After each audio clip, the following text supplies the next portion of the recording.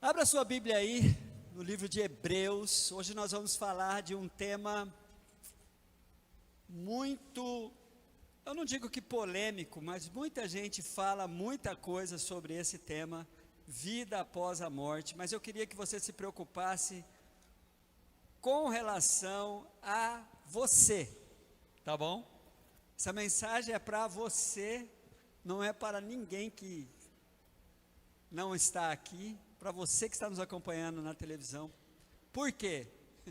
Porque se Jesus não voltar antes, essa é a única certeza que você tem. Infelizmente, é a única certeza que nós temos. É que um dia chegará o dia da sua morte.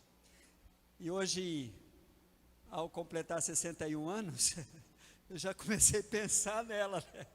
Falei, meu Deus do céu, eu já vivi mais que meu pai, e meu pai morreu aos 60 anos, eu falei, já passei de um ano com meu pai. Mas irmãos, eu me dei um presente hoje, o presente que me dei hoje, fiquei muito feliz, porque não é um presente só para mim, é um presente também que foi para a igreja, e eu me presenteei mesmo de propósito, eu falei assim, eu vou me dar esse presente porque eu mereço. Eu cheguei ao final de mais uma das minhas leituras bíblicas, exatamente nesse dia.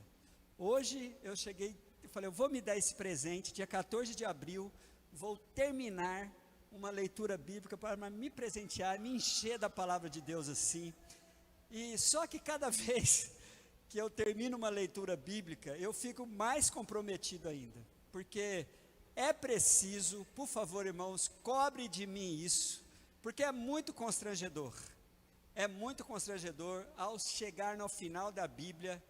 É preciso que haja marcas na minha vida de alguém que está lendo a Bíblia. Se não tiver, é o tremendo de um fariseuzão, cachorro safado, sem vergonha, porque fica falando que lê, mas, e essa foi o tapa na cara que Deus me deu alguns anos atrás, então parei de falar a quantidade. Mas hoje eu gostaria de compartilhar isso com os irmãos, e por conta disso, é que a palavra de hoje está direcionada para você, não é para outra pessoa. A Bíblia vai dizer em Hebreus 9, 27, da mesma forma como o homem está destinado a morrer uma só vez, e depois disso, enfrentar o juízo. Após esse texto que coloquei no banner, vá lá para o único texto um pouco maior assim da Bíblia, Lucas 16, aquela parábola famosa do rico e Lázaro, para que nós detenhamos aqui a nossa atenção, para que pudéssemos falar sobre esse tema, vida após a morte. Vida após a morte. Muito bem, Lucas 16, a sua atenção tem que ser chamada a partir do versículo 19, tá ok? Fique aberta aí, para que nós ganhemos tempo em pincelar os textos daí, não precisarmos ler agora tudo no começo e depois voltar a ler.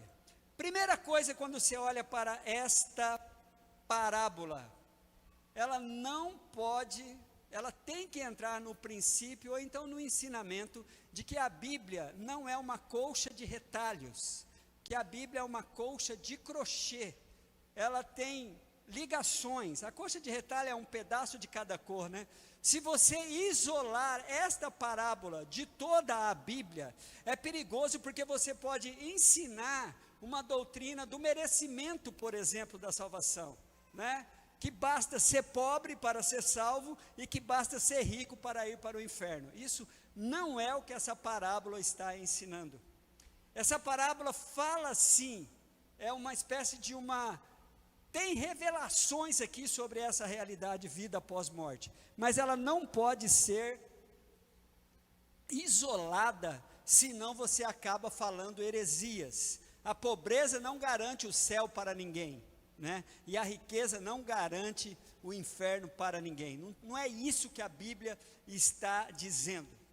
Quando a gente olha panoramicamente para a Bíblia, você vai para o Antigo Testamento, o Antigo Testamento inteiro é assim, ó, Deus não se preocupou em falar, em dar nuances, a não ser o livro de Isaías, tem algumas coisas lá que nos faz entender sobre o céu, mas de um modo geral, Deus, o ensino de Deus no Antigo Testamento é para uma vida existencial, para uma vida aqui e agora. As promessas, os ensinos, as disciplinas, as bênçãos, é para o aqui e agora, era para o tempo em que o indivíduo vivia na terra. A compreensão aparece em alguns livros, por exemplo, quando no pensamento de Jó, olha como que era, não era um ensino, era uma compreensão do indivíduo. Olha como Jó compreendia a vida após morte. Abra a tua Bíblia lá no livro de Jó, no capítulo de número 3, ele vai nos dar uma ideia do que ele cria. Jó diz assim no capítulo 3, a partir do versículo 11: por que não morri ao nascer, e não pereci quando saí do ventre? Por que houve joelhos para me receber e seios para me amamentarem? Agora eu bem poderia estar deitado em paz e achar em repouso. Essa era a ideia que Jó tinha. Junto aos reis e conselheiros da terra, que construíram para si lugares que agora jazem em ruínas, com governantes que possuíam ouro, que enchiam suas casas de prata. Por que não me sepultaram como criança abortada, como um bebê que nunca viu a luz do dia? Ali os ímpios já não se agitam, ali os cansados permanecem em repouso, os prisioneiros também desfrutam de sossego, já não ouve mais os gritos dos feitores de escravos, os simples, os poderosos ali estão, e o escravo está livre do seu senhor. Essa era a compreensão de Jó. Mas isso não é doutrinário, isso não é um ensino, era uma compreensão pessoal. Olha o que Salomão também pensava, já no final da sua vida, quando ele escreve esse misterioso livro de Eclesiastes, que a gente percebe que o indivíduo está ali bem cansado da vida. E bem como Jó, fazendo parte dos 5 livros poéticos da Bíblia, é preciso se entender que esses indivíduos estão falando de verdades pessoais e não de verdades gerais ou então doutrinárias, né? Olha como Salomão cria. Abra a tua Bíblia no livro de Eclesiastes, no capítulo de número 3. Olha a compreensão que Salomão tinha sobre vida após morte. Ele diz assim no versículo 18 a 21: também pensei, Deus prova os homens para que vejam que são como os animais. O destino do homem é o mesmo do animal, o mesmo destino os aguarda. Assim como morre um, também morre o outro. Todos têm o mesmo fôlego de vida. O homem não tem vantagem alguma sobre o animal, não faz sentido. Todos vão para o mesmo lugar. Virão todos do pó, e ao pó todos retornarão. Quem pode dizer se o fôlego do homem sobe às alturas e se o fôlego do animal desce para a terra? Então Salomão tinha essa compreensão. Salomão é aquele que dá base para o ateísmo, né? Os ateus dizem, na sua visão materialista, que morreu, acabou, o homem é matéria orgânica, morreu, acabou. Então, irmãos, quando você vai para o Antigo Testamento, você não encontra assim uma direção para que nós compreendamos sobre a vida após morte. Então nós temos agora as crenças modernas, o que as religiões agora dizem. Por exemplo, o ateísmo diz assim: o catolicismo fala de uma possibilidade de um purgatório. O espiritismo, tanto alto quanto baixo espiritismo, fala de uma possibilidade da reencarnação, do indivíduo ter várias chances. Os adventistas dizem que há um sono da alma. Os testemunhos de Jeová também fala que as pessoas morrem e vai para um lugar assim, um grande berçário, né? Todo mundo vai descansar, né? Todos esses pensamentos, essa maneira de apresentar a vida após morte, não tem a Bíblia como base, mas alguns acham nuances bíblicas para isso. Tanto é que com relação a essa questão do sono, depois que as pessoas vão dormir, todos os personagens que a Bíblia relata, que aparecem pós a sua morte, essas pessoas aparecem acordadas. No caso de Moisés, no caso de Elias, lá no Monte da Transfiguração. E agora na parábola em que abrimos aí para os irmãos acompanhar, o rico e o Lázaro, ambos estão acordados. E há uma misteriosa passagem da vida após morte, que ninguém arrisca falar muito sobre esta passagem, que é a passagem dos mártires, lá no 5º selo de Apocalipse. Você abre Apocalipse capítulo 6, versículos de 9 a 10, só os profundos mesmo que arriscam falar alguma coisa sobre esta realidade aqui, porque quebra muitas compreensões da vida após morte. Olha só o que diz Apocalipse capítulo 6, versículo de 9 e 10.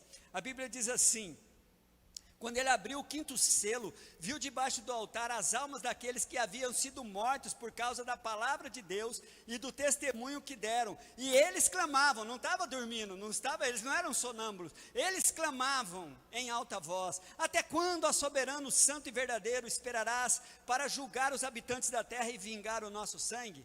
O que a gente faz? Nós, os teólogos, eu pelo menos que não sou especialista em Apocalipse, eu pego e falo: olha, isso tem um valor simbólico aí que a gente tem que apresentar, mas é uma realidade de pessoas mortas que aparece aqui, e uma das coisas constrangedoras é uma insatisfação, né, daqueles que morreram, então estão meio insatisfeitos ali, reclamando para Deus. E tem uma última coisa que tem a ver com a sua posição. O que você, pessoal, porque todo mundo tem, irmãos, todo mundo tem uma fantasia, todo mundo tem um anseio, todo mundo sobre si tem o seu pensamento, como você acha que é, ou então como você quer que seja, né? Só para você ter uma ideia, de uma maneira geral, a Bíblia não dá base para esses posicionamentos que falei para você. Não adianta olhar lá para Jó e falar que é desse jeito, não adianta olhar para Salomão e falar que era desse jeito.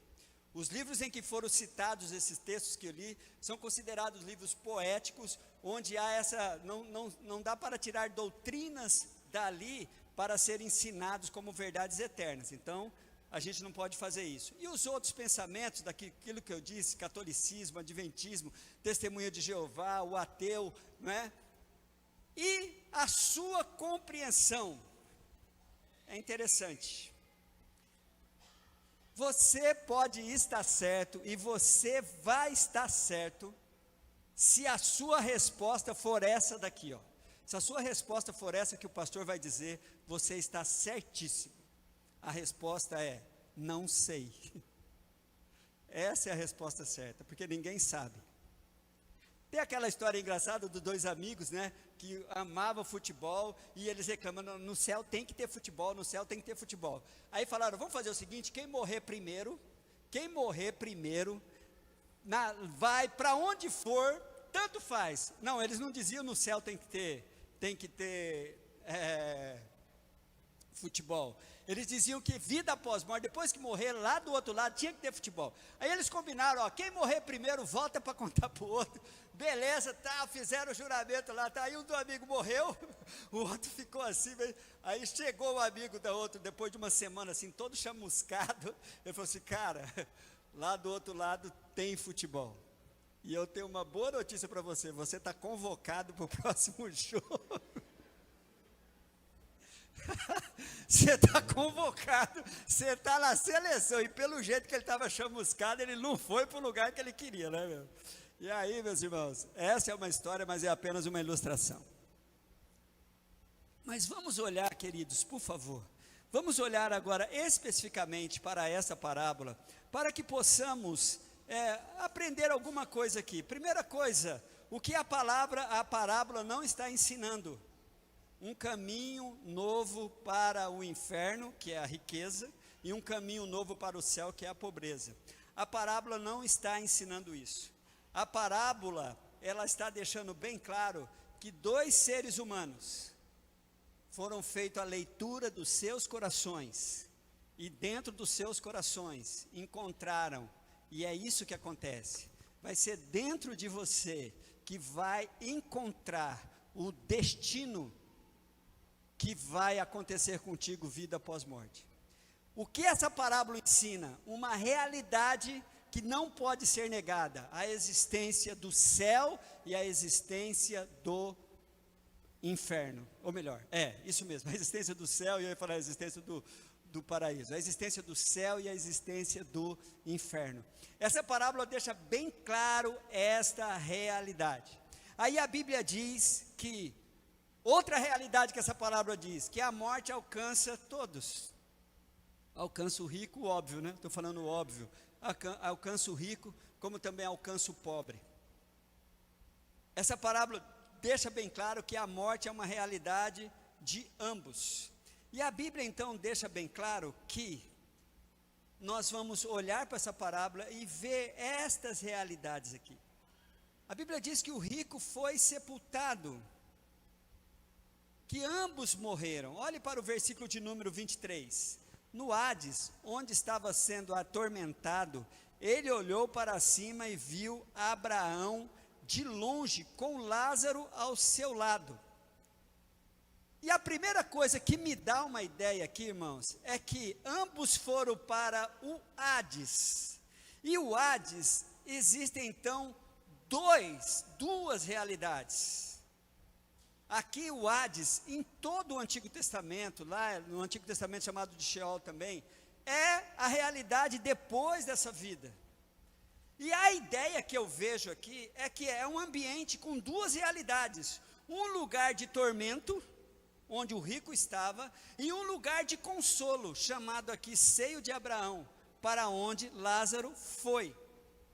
Outra coisa que aparece aqui, que a presença no paraíso dá uma certa, o indivíduo, Lázaro não tem uma fala de Lázaro aqui. O único que fala é o rico que está no inferno.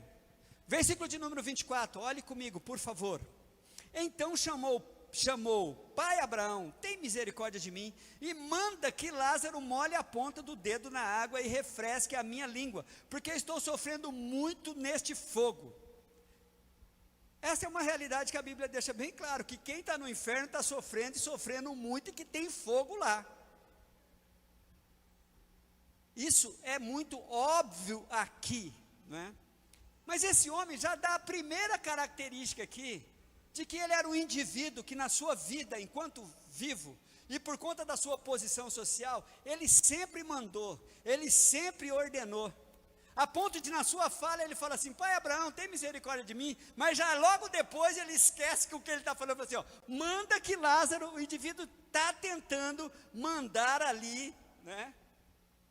Mas essa é uma das suas características, mas tarde demais para quem ali já não pode mandar mais nada. Aí vem, irmãos, a revelação daquele que aqui que é uma representação de Deus, do próprio Cristo. Abraão aqui aparece como aquele ser informador, e ele está, desculpa os adventistas aí, mas Abraão está aí, está acordadinho, irmão, tá bom? Rodrigo Silva, Abraão está acordado. Os caras falam que os caras estão dormindo, ele está acordado aqui. Elias estava acordado, só que acordaram ele lá, vamos, senão. Abraão, representando Deus aqui, diz para aquele homem, olha isso, irmãos, são revelações desta parábola, versículo 25, mas Abraão respondeu, filho, lembre-se que durante a sua vida você recebeu coisas boas, enquanto que Lázaro recebeu coisas más. Agora, porém, ele está sendo consolado e aqui você está em sofrimento. Outra coisa que essa parábola deixa bem claro, que o seio de Abraão, que é o símbolo do céu aqui, é um lugar de consolo. Outra coisa que Abraão continua dizendo aqui, versículo de número 26, além disso, entre vocês e nós há um grande abismo, outra realidade que essa parábola deixa bem claro, de forma que os que desejam passar do nosso lado para o seu, ou do seu lado para o nosso, não conseguem. Abraão está sendo retórico aqui, porque ele fala de uma impossibilidade, né? Quem gostaria de mudar de realidade, vida após morte, está lá no céu e fala assim, não, aqui está muito chato, eu quero ir para o inferno. Abraão fala de maneira retórica aqui, dessa impossibilidade, da existência de um abismo que divide essas duas realidades, em que não há condição de mudar isso depois da morte. Você não pode acreditar de que há uma possibilidade de mudar a sua situação depois da morte, não há.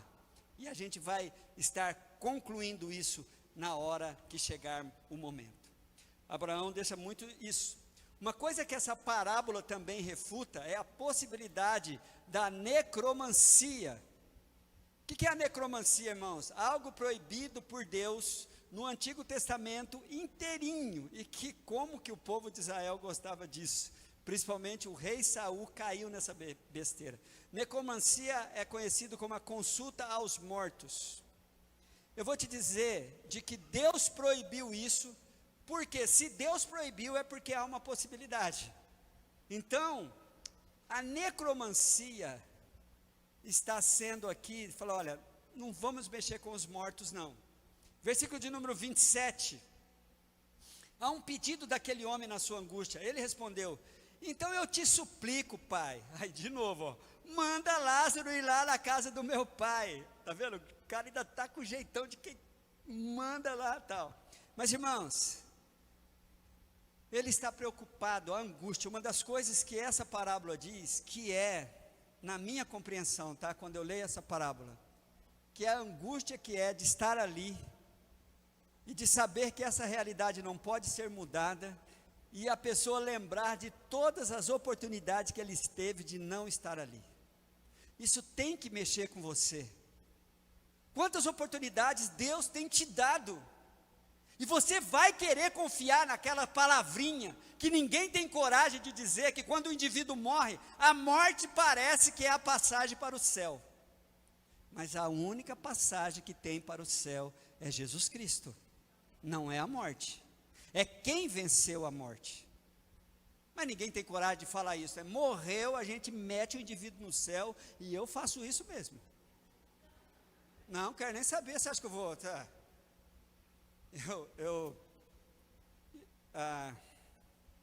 Não conte isso para ninguém, tá? Mas tem um texto que me tira, eu falo a verdade, sem dizer toda a verdade, que é Eclesiastes 12:7, e o pó volta à terra, e o espírito volta a Deus que o deu, é o que a Bíblia diz, amém? Agora o que Deus vai fazer com esse espírito, eu paro aí, está com Deus, agora o que Deus vai fazer é com ele, não é comigo, eu não sei, e ninguém sabe.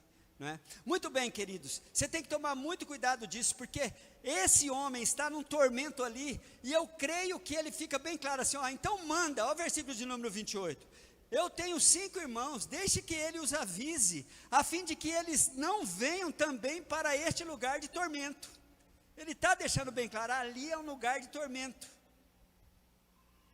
Aí Abraão fala, e isso tem que te angustiar agora, Abraão fala de uma coisa simples e acessível, que é a palavra de Deus. Olhe comigo, por favor, versículo de número 29. Abraão respondeu, eles têm Moisés e os profetas, isso aqui é o símbolo da palavra de Deus, que eles os ouçam. Meu querido, olha que simplicidade, olha que acessibilidade, a Bíblia na sua mão, pregadores que a maioria deles estão com a vontade muito grande de transmitir o que está escrito, sabe, você com acesso à palavra, você tem nas mãos Moisés e os profetas, que é o símbolo da palavra de Deus, é acessível, há uma simplicidade aqui que deixa muito claro, tudo que está relacionado à salvação e ao inferno, não tem interpretação, porque só tem um caminho, que é Jesus Cristo, para o céu, não é? Conta-se a história dessa facilidade de como é para ir para o céu e para o inferno. Aí fizeram um folheto assim na Igreja Batista, lá na Igreja Batista que o pastor Saulo era, lá no Rio de Janeiro, assim, o que você precisa fazer para ir para o inferno? Na primeira página do folheto, pastor Saulo, não estava escrito nada. Na segunda página do folheto, aquela coisa, nada, não estava escrito nada. Aqui na quarta página não estava escrito nada. Na última página não estava escrito nada. Isso é o que você deve fazer. Mas o diácono descuidado, pegou o carimbo da igreja na última página e carimbou, visite a Igreja Batista. Estragou o folheto, né? Porque a ideia era que você não precisa fazer nada. Mas ele pegou, meteu o carimbão lá, visite a Igreja Batista. Aí complicou tudo. Mas, queridos, há uma simplicidade para que você conheça, para que mude essa realidade. Abraão, então, responde isso.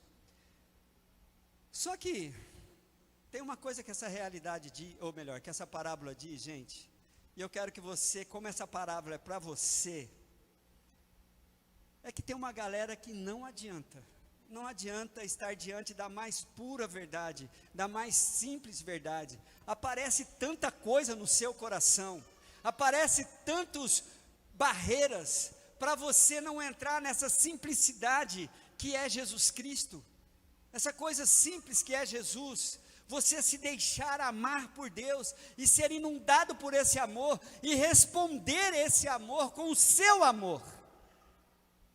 Com o seu amor.